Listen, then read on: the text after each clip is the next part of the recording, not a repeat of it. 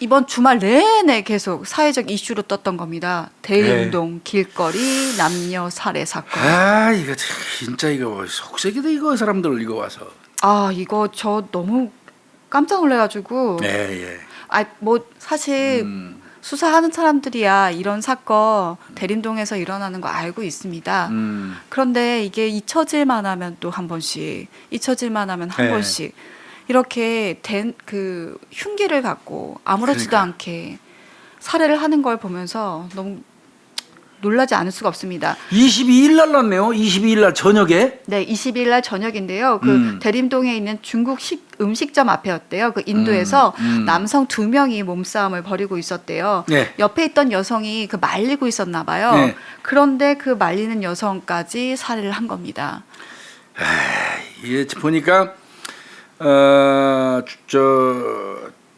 다 4명 다 조선족이네. 네, 이제 남성 2이 있었고 또 남성 하나, 여성 여성 하나 하나. 이렇게가 일행이었는데요. 둘? 네, 남성 2, 이 사이에 남성 한 명씩 서로 싸우기 시작을 하다가 이 남성이 먼저 그 병을 그러니까 이 여성하고 같이 있던 남성이 먼저 공격을 했죠. 네, 병을 던졌는데 이 여기에 있던 남성 하나가 칼을 자기가 소지하고 있던 칼로 이 남성을 살해하고 여성이 말리니까 거기까지 찔렀고 이 옆에 있던 다른 동료는 자신은 말리는 과정이었다라고 지금 얘기를 하고 있는데 이건 아마 조사가 이루어져야. 근데 아마 둘 다 구속영장이 발부된 걸로 알고 있어요. 네.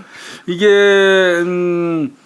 22일 날 서울 대림동에서 일어난 흉기 살인 사건의 피의자가 경찰에 그 구속영장 신청했다고 그랬는데 내가 알기에는 그 발부됐어요. 네. 이게 보니까요. 지금 가해한 사람 있죠. 칼질한 사람. 네. 이 가해한 사람하고 상대 쪽에 있던 그 여성 둘이 예전에 사귀던 사이였대요. 맞아요. 네. 예, 사귀던 사이였는데 아마 최근에 헤어진 모양이에요. 근데 다시 만나자고 남성이 요구했던 것 같고 짐작컨대 그 여성의 옆에 있던 같이 살해된 남성 그 남성은 지금 현재의 여성하고 사귀는 것 같아요. 그러니까 이 남성도 둘이 일행이 같이 와가지고 시비가 된 거예요. 일행하고 같이 있다가. 네. 그런데 이쪽 그 여성한테 재결합 요구하는 것 같고 여성이 거절하고 언성이 거칠어지는 과정에서 이 옆에 있던 여성의 옆에 있던 남성이 먼저 뭐 병 같은 걸로 이 가해 남성 머리를 때렸다고 그래요. 네. 그러니까 갑자기 품에 그러니까 미리 가지고 있었나 봐요. 근데 교수님 다 알잖아요. 이게 여기 대림동 예. 다 모든 중국 동포들이 그렇지는 않지만 사실 중국 동포라는 말에 이제 거슬리. 요즘에는 중국 동포라고 얘기 잘 안 하고요. 한국계 중국인이라고 얘기 많이 합니다. 네. 오죽하면 한국계 중국인. 네. 이게 자기들 방어용이라고 얘기는 해요. 공격용이 아니라 워낙 중국 자체가 험하다 보니까 자기네들이 칼을 소지하지 않고 다니면 불안해서 못 산다는 거예요. 그럼에도 불구하고 한국에서 사실 흉기 소지할 일이 뭐가 그렇게 많은지 나는 모르겠어요. 그런데 그거는 자기들 사이의 일인 거예요. 그러니까요. 같은 저 중국 동포, 뭐 중국 동포 그 보도에 다 중국 동포로 났으니까 같은 이 조선족 중국 동포들 사이의 이 일인 거예요. 그러니까 지들끼리 불안해가지고 칼 차고 다니는 대한민국 사회에서 칼 차고 다닐 이유가 뭐가 있습니까? 그러니까요. 그리고 절대 다수의 우리나라에 와 있는 이 조선족 이 사람들 일 열심히 하고 돈 벌려고 애쓰지. 이렇게 쓸데없이 그 이성 관계 가지고 다투고 싸우면서 사람 칼질하고 이런 짓 안 해요. 극소수의 그런 인간들 때문에 조선족 전체가 오직하면 뭐 조선족이라는 소리도 쓰면 또 안 된다고 그러고 뭐 한국계 중국인 이런 말까지 지금 나올 정도로. 예, 그래서 말이 굉장히 많은데 이 경우는 지금 보니까 얼마나 잔인하게 공격했으면 현장에서 두 사람 바닥에 쓰러졌잖아요. 네. 그 두 사람 119 나와갖고 옮기면서 보니까 벌써 이미 사망했어요. 그러니까 마구제비로 찌른 겁니다. 그리고 그 흉기 안 봐도 저는 감이 잡혀요. 뭔지. 엄청나게 깊숙이 들어갔을 것 같아요. 그러니까 뭐 남성, 여성 그냥 그 현장에서 살해하고 지는 유유히 그 흉기 들고 사라졌다는 거예요. 네. 그런데 옆에 있던 사람은 아마 현장에서 바로 잡힌 것 같아요. 바로 옆에 있던 네. 칼질 안 하는 사람 말이야. 네. 그리고 얘는 한참 있다가 20시간 만에 딴 데 가서 숨어 있다가 경찰에 의해서 검거가 됐습니다. 네. 근데 목격했던 사람들도 이건 참 많이 놀랬다고 하고요. 근데 사실 이렇게 이 사건뿐만 아니라 좀 최근에 2017년 12월 13일에서도 네. 그때 중국 동포들끼리 서로 싸움이 나서요. 서로 살해한 사건들이 또 있었죠. 그래가지고 그때 중국으로 이 사람이 넘어가는 바람에 피의자가 맞아요. 도주를 했었는데 나중에 이제 그 어머니 설득으로 들어왔던 적이 있었다고 하더라고요. 맞아요. 그 사건 많이 했었잖아요. 네, 그러니까 비일비재하게 이렇게 대림동이 범죄 현장이 되는 경우가 너무 많은 그러니까 거예요. 대림동 그 무슨 영화 대림동을 소재로 해서 만들었던 경찰대학교 학생이 뭐 하는 그 수사 뭐 있었는데 그 교수님이랑 같이 드라마했던 강하늘이 나왔던 네. 뭐 하여튼 그런 사건도 대림동을 주제로 하고 대림동 분들이 굉장히 피해를 많이 봐서 그 영화 막 못 나오게 하기도 하고 막 이랬었는데 이거는 정말 그 우리 이 한국에 나와 있는 이거 중국 동포들 이 조선족 분들 이거 좀 생각해 볼 필요 있어요. 그러니까 교수님 말씀하시는 게 정말 맞아요. 소수의 몇 사람 때문에 지금 이 모든 중국 동포들이 욕을 먹게 되고 비난을 받게 되고요. 대림동도 사실 큰 사건들이 이렇게 일어날 때마다 공포의 그 장소가 돼버리니까 저도 대림동 근처에서 사건이 났다고 하면 그때 당시에도 제가 있었을 때 2010년, 12년, 13년도도 아 이거 큰 사건이다라는 생각부터 먼저 대림동 들어요. 하면 큰 사건으로 인식하는 경향이 있다니까요. 그러니까요. 저 수원 팔달구 쪽에서 났다 그러면 또 큰 사건이라고 인식하는 경향이 있고 그게 공통점이 뭐냐면 거기에 다 그 조선족 분들이 사시는 데예요. 그 인근이에요. 그러니까요. 이런 인식이 바뀌면 되겠냐고요. 이거는 한번 좀 생각해봐야 돼요. 그리고 이제 한국 분들이 그 어쩌면은 그 본인들은 섭섭할 수 있어요. 본인들은 이게 뿔이라고 중국에서 한국에 와가지고 동포로서 대접받고자 하는데 돈 주고 고용했다 해서 함부로 하고 무시한다는 인식이 있어가지고 우리 한국 사람들한테 감정이 있을 수도 있어요. 무시당한다는 어떤 뭐 우라 같은 게 있을 수 있다고 생각이 들어요. 근데 그 우라 같은 게 있기 이전에 본인들도 한 번 정도는 생각해 봐야 돼요. 여기에 와가지고 진심으로 원래 뿌리가 내 나라인 이 한국에 와서 정말 한국을 위해서 우리가 손톱만치라도 기여하고 있는 걸 한번 생각해 봐야 돼요. 네. 오로지 얘들한테는 돈이나 벌어가자는 목적밖에 머릿속에 없다면 그거는 상호간의 예의가 아니죠. 한국 사람들은 단지 그 한국계 중국인이라는 이유만으로 그들한테 뭐 무상으로 돈 줘야 됩니까? 그래서 그들 일자리 막 줘야 됩니까? 그건 아니에요. 세상을 살아가는 이치는 양자가 다 부합돼야 돼요. 네. 그거 생각해 봐야 되고요. 제가 이거 보면서 이제 찾아보니까요. 네. 우리나라 국내 체류 외국인이 김윤희 프로파일러 몇 명인 줄 아세요? 우리나라 지금 현재 우리나라에 체류하고 있는 외국인이. 그래도 한 100만 명 정도. 100만 명이 뭐예요, 김윤희 프로파일러. 2019년 12월 통계로요. 네. 250만 명입니다. 법무부 출입국 외국인 많구나. 정책본부에서 그 통계된 거 보니까 법무부 출입국 외국인 정책본부 2019년 12월 현재 250만 명. 그러니까 더 늘었을 거예요, 지금. 250만 명. 뭐 코로나 때문에 증가 안 했을 수도 있어요. 네. 그러니까 정확하게 따지면 이렇습니다. 252만 4,656명이에요. 와. 그럼 대한민국 전체 인구의 4.9%입니다. 그런데 일반적으로 대한민국 전체 인구의 그 나라의 전체 인구의 5%를 넘으면 다문화 국가, 다문화 사회로 분류를 해줘요. 그러니까 우리나라는 4.9%니까 내가 볼 때는 이제 다문화 사회로 진입했다고 봐야 돼요. 거기에서 제일 많은 데가 어딜 것 같습니까? 제일 많은 나라가. 중국일 것 볼 것도 같아요. 없어요. 중국이죠. 네. 중국 사람들이 우리나라에 들어와 있는 게요. 110만 1,782명이에요. 과반수. 110만. 네. 43.6%. 네. 그 110만 중에서 이제 조선족, 이른바 한국계 중국인. 이 사람들이 몇 명인 줄 아세요? 110만 중에서 70만 1,098명입니다. 63.3%를 차지해요. 중국인 중에. 그러니까 이제 제중농포라고 뭐 얘기하는 그게 그 사람들이 70만 명이 넘는 겁니다. 우리 사회에. 그리고 이제 2등으로 베트남이 22만 명. 웬만한 그 도시보다 더 많은 인구네요. 그렇죠.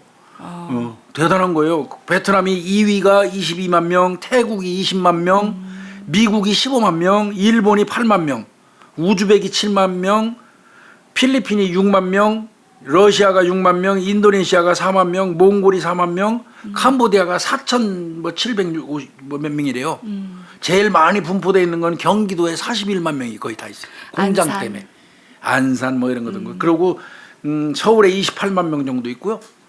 이렇게 나가더라고요. 보니까 굉장히 많아요. 거기에다가 우리나라 불법 체류자는 몇 명 있을 것 같아요.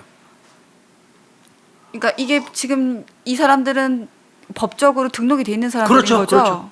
불법 체류자로 지금 어떻게 보면 추적 중에 있는 사람들, 입국을 했는데 지금 나간 근거가 없어서 불법 체류자로 처리된 사람들 있잖아요. 10만에서 20만? 39만 281명입니다. 많구나. 39만 281명. 그러니까 거의 40만 가까이가 불법 체류자예요.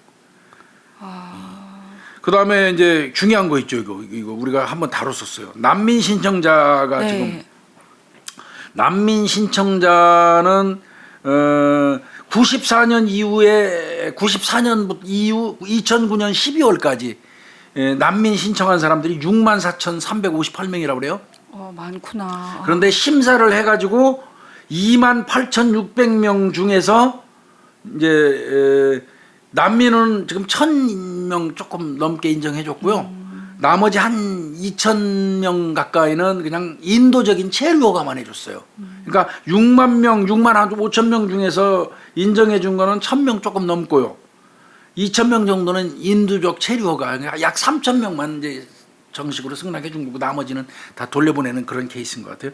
그거 난민 신청자 예멘 때문에 우리나라 시끄럽잖아요. 네. 제주도에 그 맞아요. 여행 비자가 없으니까 그냥 들어와가지고 예멘 사람들이 한 500명이 들어와서 난민 신청한 거 아니에요. 그 바람에 시끄러웠었는데 그 바람에 이제 제주도는 무비자 입국 대상국에서 예멘은 빼버렸어요. 그런 그 사실이 있습니다. 사실 이제 정말 전 세계가 뭐 폐쇄해서 되는 게 아니기 때문에 그죠? 이것이 뭐 다문화 국가가 될 수밖에 없는 상황이에요. 그리고 사실 이제 뭐 우리가 한민족이라고 하지만 단일 민족이라고 하지만 요즘엔 해외 결혼도 많기 때문에 그 아이들 같은 경우도 우리가 혼혈이라고 하긴 좀 그렇지만 그런 아이들도 많이 태어나고요. 그래서 폐쇄하고 뭐 보수적인 입장에서만 바라볼 수는 없지만 그래도 조금 조심은 해야 될 거라는 생각이 들어요. 어쨌든 이 우리나라에 들어왔으면 우리나라 문화를 좀 존중해주고 우리나라의 법을 존중해주고 자신의 나라들이 아니잖아요. 살던 국가가 아니잖아요. 여기 왔으면 우리나라 문화와 법을 준수해주는 그런 거 분명히 또 우리도 우리나라 국민처럼 단호하게 처벌하고 또 안 되면 추방시키고 이런 뭔가 결단력 있는 걸 좀 해야 될 거라는 생각이 들어요. 뭐 사실 뭐 이거 조선족의 뿌리를 보면 사실은 만주로 네, 그 독립운동 가셨던 식민지 시절 일제 강점기 시대에 넘어갔던 애국지사들 후예들도 많고요. 맞아요. 그다음에 정말 나라 떠나가지고 만주 그 허벌판 개간하면서 한국인으로서 생명력 있게 그 버텨오고 이랬던 뭐 이런 그 일련의 아픈 역사 같은 것도 많이 있잖아요. 그거 모르는 바 아니고 또 그러다 보니까 한중 수교 하면서 93년도에 한중 수교 그 하면서 막 우리 동포들 하면서 막 굉장히 호의적인 시각으로 막 그들 우리나라 오도록 해갖고 일자리 주고 막 그 도울 수 있는 범위에서 최선을 다해서 했잖아요. 그러면 그런 그 초기에 서로 이렇게 우리 한 뿌리라는 개념 속에 어떤 그 융화가 돼 있었던 그런 마음이 그대로 남아 있어야 되는데 물론 그래요. 내가 볼 때는 1, 2, 3세대까지는 인정됐던 것 같은데 그 이후로 4, 5, 6세대가 넘어오면서부터는 그들의 머릿속에 있는 거는 뿌리라는 개념보다는 돈벌이의 수단으로 인식하는 경향이 많을 것 같아요. 그리고 스스로도 중국인이라는 이제 뭐라 그럴까 이거 뿌리가 존재가 자기 나는 정체감이 중국인이라는 게 존재감이죠. 예. 4세대, 5세대, 6세대 지나면 사실 그렇거든요. 네. 1세대 정도만 돼도 이건 조국인, 여기 한국이죠. 1세대, 2세대까지도 또 한 3세대까지는 이렇게 되는데 4세대 넘어가면서부터는 이제 그 나라에 대한 어떤 뿌리에 대한 그런 거는 좀 희박해질 수밖에 없는데 충분히 이해할 수는 있습니다. 근데 그렇게 여기 와가지고 이렇게 뭐 한국 사회에 막 그렇게 막 토막 내고 칼질하고 막 이러는 거 그렇지 않아요. 네, 그리고 대로변에서 오원춘이, 박춘풍이, 김하일이 한번 생각해 보세요. 지금 내가 막 얘기하는 사람만 해도 전부 토막살인 몸들 아니에요. 네. 네. 그러다 보니까 인식도 굉장히 안 좋고요. 그다음에 와서 돈만 벌려고 그러지 말고요. 돈 벌으면서도 어떤 열심히 일하고 게으르게 안 하고 열심히 일하고 뭐 이러면서 돈 벌고 가는 거 누가 뭐라 하겠습니까? 네. 그리고 지금 저도 또 한국 분들한테도 부탁을 드릴게요. 제가 최근에 그 40대 그 외국인 노동자가 동사에서 죽었다는 얘기도 듣고 고독사했다는 얘기도 되게 많이 이게 또 20세 여성이 캄보디아 네. 여성이 그 포천에서 네. 비닐하우스에서 그러니까 이게 어쨌든 일하러 온 거잖아요. 가족을 위해서 일하러 그럼요. 온 분들이니까 불과 우리 얼마 안 됐어요 우리나라. 그러니까 사람다운 처우를 좀 해줬으면 좋겠어요. 내 가족이 사는 곳이다. 그 사람들도 내 가족이다라고 생각하면서 좀 품어주셨으면 좋겠다라는 생각. 아유 그건 당연한 말씀이에요. 우리나라가 잘 사는 지 얼마 안 됐어요. 우리나라가 저는 그 기억이 생생합니다. 80년대 초반에 사우디아 열아의 나라에 열아의 그 뜨거운 모래밭에 가갖고 사우디아라비아니 이란 이라크 중동 나가갖고 땅 파고 해가지고 돈 벌어오고 베트남 가서 전쟁해갖고 목숨 걸고 돈 벌어서 이렇게 우리나라 살아요. 그러면 그런 아픔을 알잖아요. 그런데 우리나라로 외국인들이 와가지고 어떤 그 근로를 하면서 살아간다면 사람 대접해줘야죠. 그게 보다 대인배고 인도적인 입장에서도 옳은 거고 또 그게 대한민국 사람들의 자긍심이고 프라이드잖아요. 그거는 정말 좀 사업자 사장님 나빠요 하는 얘기 그 얘기 제발 좀 그런 거 안 들었으면 좋겠어요 진짜. 네. 그 한마디로 모든 게 함축돼 있잖아요. 사장님 나빠요 그죠? 네. 그런 소리는 두 번 다시 안 들었으면 좋겠고요. 함부로 사람 무시하면 안 돼요. 우리 중국 동포 분들도 오셨으면 열심히 일해주고 거기 상응한 대가 받아가는 거고 사고 치지 말고 여기 와서 이렇게 사고 치면 되겠어요 이거? 우리게 보면은 이런 대림동 기사가 나거나 아니면 중국 동포에 관한 좋지 않은 최근엔 또 보일러 고치러 갔더니 다 고치고 났더니 저 코로나 때문에 코로나 걸린 사람이에요 그랬다는 거예요. 근데 그 사람도 중국 동포 가지고 한참 동안 또 뉴스에 엄청 말이 많았었어요. 아니 그 몇몇 때문에 엄청나게 인식이 나빠진다니까요. 네, 그러니까 응? 그런 것들이 우리가 또 멀어지게 하는 일인 것 같아요. 그래서 그리고 일부가 그래서 이런 기사 정말 적게 나는 그런 올해 2021년이었으면 좋겠습니다. 자정운동 좀 하셨으면 좋겠어요. 여기 이렇게 70만 명이 넘게 나와 계시잖아요 우리나라에. 그러면 자정운동이라도 좀 하셨으면 좋겠다는 생각이 좀 들어요. 네. 본인들의 권위만 따지면 이 사람들은 아마 이제 구속영장 발부됐으니까 직접 가해자 칼질한 사람은 뭐 우리나라 법에 의해서 이건 대한민국 영토 내에서 사고 친 거기 때문에 우리 법에 의해서 재판받습니다. 그러니까 아마 살인 사건 뭐면 5년 이상 무기 사형이니까요. 더더군다나 두 사람을 살해했으니까 이 사람은 거의 무기징역 받을 것 같습니다. 근데 참 약오르긴 하죠. 네. 또 우리 세금으로 밥 먹여야 되죠. 평생 동안 무기징역 주면.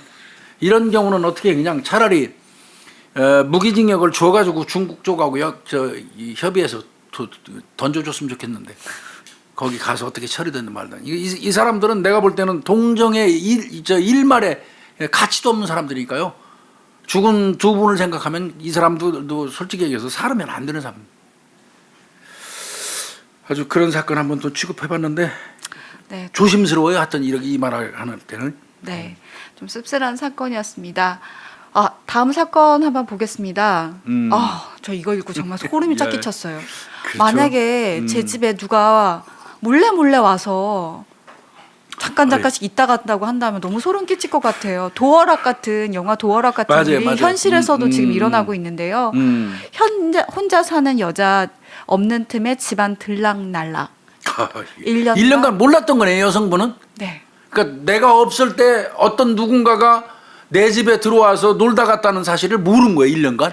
네. 와 이건 진짜 소름 끼치네요. 네. 이 일이 처음 시작된 건 2019년 6월입니다. 오전 4시쯤이었을 거예요. 그러니까 새벽이죠. 재작년이네. 네. 예, 예. 중랑구에 있는 한 빌라에 아마 가스 배관을 타고 가스배관 타고 올라갔나 많이 봐요. 올라가네. 네. 그래서 우리가 방송에서 몇 번 말씀드렸잖아. 문 꼭 잠궈. 노출돼 있는 그 연립, 특히 연립이요. 네. 연립이 좀 그렇습니다. 이거 얘기하기 전에 이 얘기 합시다. 이거 중요한 얘기니까. 네. 연립이라든지 아파트 저층에 사시는 분들 있잖아요. 그분들은 이 아파트 밖으로 이 노출된 그 가스배관 있잖아요. 네. 거기에다 반드시 그리스 같은 거 있죠. 뭐 이 자동차 고치다 보면 베어링이 잘 돌아가게 만드는 그 끈적끈적한 그 미끄덩거리는 거 애가 있어요. 그리스라고 부르나요? 구리스 뭐 그리스. 그 구리스가 아마 표준어가 아니고 그리스일 겁니다. 뭐 그거를 그 발라서 미끄덩거리게 한다거나 그 오일 아니에요, 그냥 오일? 그냥 오일이라고. 근데 그리스, 구리스 뭐 그렇게 얘기해요. 네. 베어링이 마찰을 잘 돌아가게 하라고 하는 거. 네. 그거. 그게 만약에 없으시나 그거 싸요. 근데 그거 저 카센터 같은 데 가면 이 깡통에 이렇게 찍어서 바를 수 있어요. 그러니까 그거 하나 구하시면 좋을 것 같고. 그리고 방범창. 그거 또 없으시면 집에 있는 들기름 있잖아요. 잔뜩 발라 놓으시는 게 좋아요. 그러면 이거 잡고 못 올라갑니다. 미끄러져서. 장갑 뭐 할아버지를 껴도 미끄러져서 못 올라가거든요. 그거는 꼭 좀 하셨으면 좋겠어요. 꼭 좀. 그다음에 네. 이제 그 조금 전에 방범창. 방범창. 네. 방범창도 그거 꼭 하셔야 돼요. 그리고 꼭 그 창문을 잠가 놓으시는 게 중요한 게, 우리는 뭐 한 4층, 한 3층인데 그거 어떻게 타고 올라와야 하는데, 정말 타고 올라오는 사람들은 뭐 10층도 타고 올라오고요. 밑에서 그럼요. 내려오기도 하고. 난 14층까지 저 가스배관 타고 까마득하게 올라간 놈도 봤어요. 근데 그게 진짜 안 그거 뭐 들켜요. 무슨 스파이더맨 같은. 네. 그래서 항상 창문은 내가 고층에 살든 나가실 땐 잠궈놓는 잠가야 게 돼요. 좋으실 것 같고요. 여기는 2층이었나 봐요. 그러니까 타고 올라갔죠. 네. 그래서 2층 창문을 열고 들어가서 내부에 누가 있나 없나 봤더니 사람이 없었던 거예요. 그러고 나서 집으로 들어가서 범행은 그냥 그때부터 시작된 거야. 그냥 집에 있다가 나오는데 이 여성분이, 이 집에 사는 여성이 항상 새벽 시간에 여기가 집에 없다는 걸 알아서 그 후로도 한 14번 정도인가요? 12번. 12번. 그러면 한 달에 한 번씩 차였네. 1년이면. 이게 가면은 얘가 1시간 정도 그 집에서 놀다 왔대요. 머물면서. 그 집주인이 없으니까 그 안에서 20대 여성 혼자 사는 집인데 그 안에서 무슨 짓을 했겠어요? 상상했겠죠. 예, 거기 앉아갖고 다 뒤적뒤적 하면서 여성 물품 봐가면서 20대 여성 물품 봐가면서 1시간 동안 거기서 머무르다가 나왔는데 이게 1년 동안 12번을 들어갔다면 이 새끼 한 달에 한 번씩 들어간 거예요. 그죠? 네. 새벽 시간에는 이 여성이 집에 없었네요. 그나마 차라리 이거 없는 게 다행이네요. 어떻게 보면. 네. 그러니까 이게 교수님 이게 어떤 목적이었을지 교수님이랑 네. 저랑은 딱 느껴지잖아요. 그렇죠. 여자 사는 혼자 집에서 그 여성이 없는 그 공간에서 그 여성과 내가 같이 있다라는 자기만의 상상, 망상을 충족시킨 거죠, 사실은. 여성 침대에 누워서 그렇죠. 뭐 이 새끼 네. 뻔하죠 뭐. 그리고 속옷도 꺼내봤을 거고요. 그런데 사실은 이 여성 1년이 지나도록 몰랐습니다. 전혀 몰랐네. 네, 그런데 2020년 6월 딱 1년 만이죠. 이 범행 꼴이 잡혔는데요. 이 남성이 이제 집만 침입해서 1시간 정도 있다 오는 게 아니라 여기서 여자 옷을 가져갑니다. 그러니까 여성 딱 집에 왔는데 옷이 없어진 거예요. 그래서 절도 신고를 하다가 이 범인이 잡혔고 이 범인이 1년 동안 이렇게 자기 집을 왔다 갔다 했던 걸 알게 된 거예요. 이게 보니까 지난해 6월 달 새벽 4시에서 5시 사이에 그 전에 늘 하던 대로 한 달에 한 번씩 올라가서 머물다 온 것처럼 네. 그 하던 방식으로 올라가서 그날은 집에 들어가고 여성 의류 5점이라는데 속옷일 겁니다. 여성 그 속옷 5점을 훔쳐가지고 갔고 그러니까 이제 이 여성 입장에서는 그때서 그날 처음 절도 들어온 줄 알았었겠지 사실은. 그쵸. 여성은. 네. 그런데 경찰이 조사하는 과정에서 보니까 1년 동안 12번에 걸쳐서 들어와서 1시간씩 놀다 간 거예요. 끔찍합니다 이거. 저는 만약에 우와. 우리 집에 들어왔는데 누가 와서 1시간 동안 내 집에서 뭘 만지고 이야, 내 이거 옷도 끔찍하네요. 꺼내놓고 막 비볐을 수도 있잖아요. 그럼요. 그 생각하면 그런데 1년 동안 12번이나 남의 집에 가스배관 타고 들어가 가지고 1시간씩 그 여성 집에서 놀다 나오고 주거 침입이 11번, 12번 있었던 거예요. 네. 거기다가 맨 마지막에는 이제 여성 속옷 5장 훔쳐갖고 나갔는데 26살 먹은 친구예요. 네. 근데 요놈 야간 주거 침입 절도로 이제 그 기소가 된 건데 쌉니다. 처벌이 징역 1년 6월에 집행유예 2년 줬어요. 네, 그리고 보호관찰 120시간, 보호관찰하고 120시간의 사회봉사 명령 집행유예야 했는데요. 사회봉사 주는 거 아니에요 원래? 네, 맞아요. 근데 재판부에서는 범행 횟수도 많고 내용 또한 상당히 좋지 않다. 그렇지만 피고인에게는 아무런 전과도 없고 자백하며 반성하는 모습, 그리고 나이 등 여러 사정을 종합해서 집행유예를 선고한다고 했습니다. 대학교 휴학생이라고 하는데요. 뭐 전과는 없고 뭐 반성한다고 하니까 아마 재판부에서 이런 얘기를 했던 것 같은데 모르겠어요. 이게 피해 여성 입장에서는 못 살아요 이 집에. 네. 피해 여성은 이 집에서 못 살아요. 피해자가 결국은 또 피해자가 못 살아서 이사가는 학폭당해가지고 두들겨 맞고 피해 당한 애들이 전학 가는 것처럼 결국은 절도 피해 여성이 그 집에서 못 살아서 이사 갈 수밖에 없는 그런 상황이 된 거예요. 얘는 지금 집행유예를 지금 정도 주면 안 되고, 제가 이제 늘 말씀드리는 게 이런 그 상습적으로 그 여성의 집을 들락거렸던 사람 재판 그 적발돼 갖고 재판되면 짧게라도 실형을 줘야 돼요. 그래야지 그 짧게 실형을 주는 사이에 이 여성이 어떤 거취도 정하고 준비도 하고 그러는 거거든요. 이거 덜커덕 저 풀어줘 버리면 여성은 지금 허겁지겁 이사 갈 준비해야 될 거 아니에요. 근데가 집에 있을 때 집에는 개인정보부터 시작해서 일기, 나에 대한 모든 서류들이 다 있잖아요. 그러면 그 다 사람, 있죠. 내 인적사항이. 그 사람이 뭘 봤을 줄 알고 그 사람이 나에 대한 기록을 뭘 그러니까요. 갖고 있는지 모르는 상황이잖아요. 그럼 이 여성은 정말 불안할 수밖에 없어요. 근데 이게 아무 대처 없이 집행유예로 나오게 된다. 그리고 이 남성 1년에 12번 들어갔댔잖아요. 자기가 컨트롤이 안 되는 거예요. 안 되는 거예요. 충동 자체를 컨트롤을 못하는 상황인데 이게 전력이 없다. 뭐 모든 상황을 고려했을 때 반성을 한다. 저는 여기 플러스 뭔가 이 사람이 좀 더 뭐 치료를 받든지 이게 있어야 될 거라고 생각이 들어요. 재판하면서 이 판사님들이 피해자의 입장을 좀 먼저 고려를 좀 해줬으면 좋겠어요. 피해자의 입장을. 좀 이사갈 시간도 벌어줘야 되고 그렇잖아요. 못 살아요 거기서. 그리고 이제 요거는 차제 우리 그 후배들한테 꼭 말씀드릴게요. 이런 동일한 사건을 취급을 하잖아요. 이런 동일한 사건을 취급을 하면 이 사람의 컴퓨터, 휴대폰 집에 가가지고 수색 완벽하게 해서 맞아요. 이 피해 여성의 인적사항을 적어놨다든지 주민등록증을 사진 촬영해놨다든지 운전면허를 캡처해놨다든지 하는 거 있으면 그거 다 압수해가지고 다 삭제해주고 이거 하는 노력을 경찰이 해줘야 돼요. 맞아요. 제가 이 경험이 있거든요. 이렇게 이런 식으로 남의 집에 들어가고 절도지 상습적으로 한 3번을 그 집 들어가서 훔친 놈이 있었어요. 그 전에. 그래서 그놈을 집을 압수하고 하고 휴대폰 뭐 이런 거 하는 과정에서 보니까 그 여성분의 그 주민등록증이 아니 운전면허증을 딱 찍어서 캡처해냈어요.